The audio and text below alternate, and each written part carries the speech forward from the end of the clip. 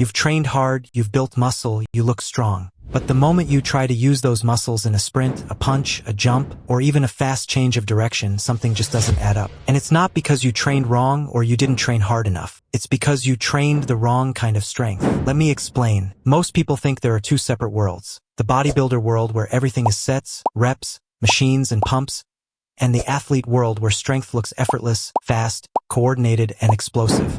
But here's the part most people never hear. You don't have to choose. You can keep your aesthetic polished physique and build muscle that actually performs in the real world. And that's exactly what we're breaking down in today's video.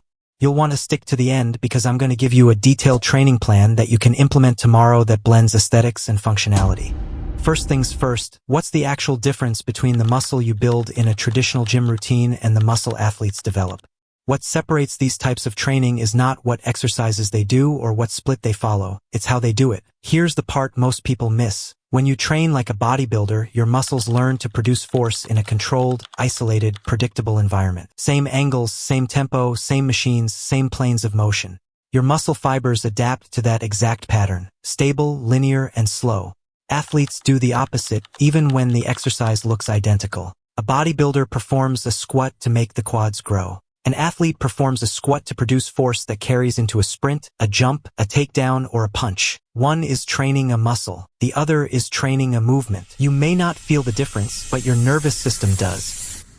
Athletes use more type 2 fibers, the fast, explosive, high-output fibers that decide whether your punch snaps or your sprint actually takes off. They also train muscles to fire together, hips, core, shoulders, instead of isolating one group until it's burnt out. This is why an athlete's strength feels effortless.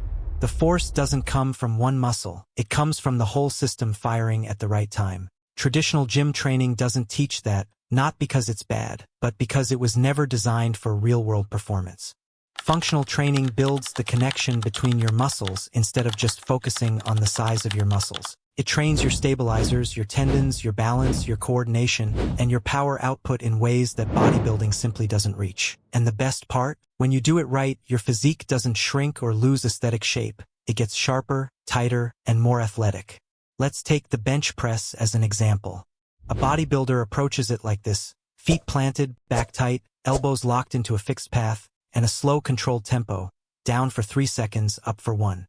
The goal is tension, constant, burning, isolated tension in the chest. Every rep is about squeezing the muscle, stretching the fibers, and keeping the movement predictable so the chest does most of the work. And it works. You get size, shape, and symmetry, that sculpted look.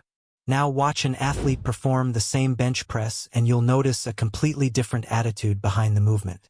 The setup is similar, but the intent is not. The bar comes down controlled, but the moment it touches the chest, it's driven up with speed.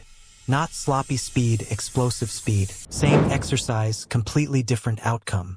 The bodybuilder's rep teaches the muscle to endure tension, resulting in bigger, fuller muscles, while the athlete's rep teaches the muscle to produce force, resulting in fast, powerful, and explosive muscles. Now that you understand the difference between training for aesthetics only and training for functionality, this is the perfect time to build a weekly training plan that's highly efficient and carefully designed for your goals. So, there's nothing standing in your way. Start the week strong with a high-intensity cardio session on Monday. This could be sprint intervals or fast cycling. This training method involves short bursts of intense exercise. You can start slowly, 5 to 7 sets, followed by brief recovery periods from 1 to 2 minutes depending on your level. High-intensity interval training leads to significantly improved cardiovascular health, as well as improved body recomposition.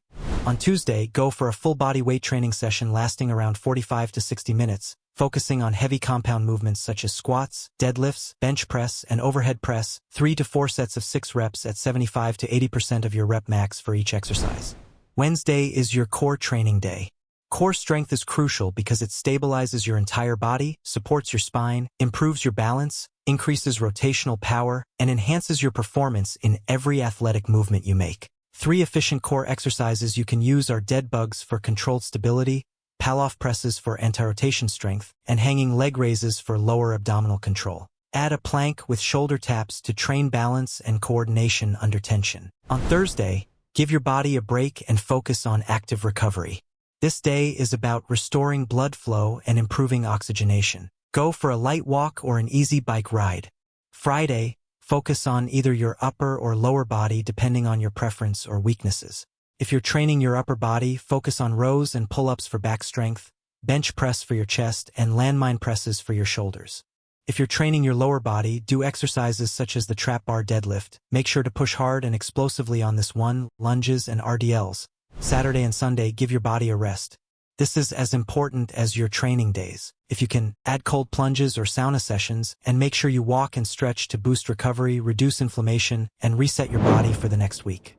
To wrap everything up, the difference between looking strong and being strong comes down to how you train. If you want both the physique and the real-world performance, start applying this hybrid approach. And if you're ready for more training guides like this, make sure to follow so you don't miss the next one.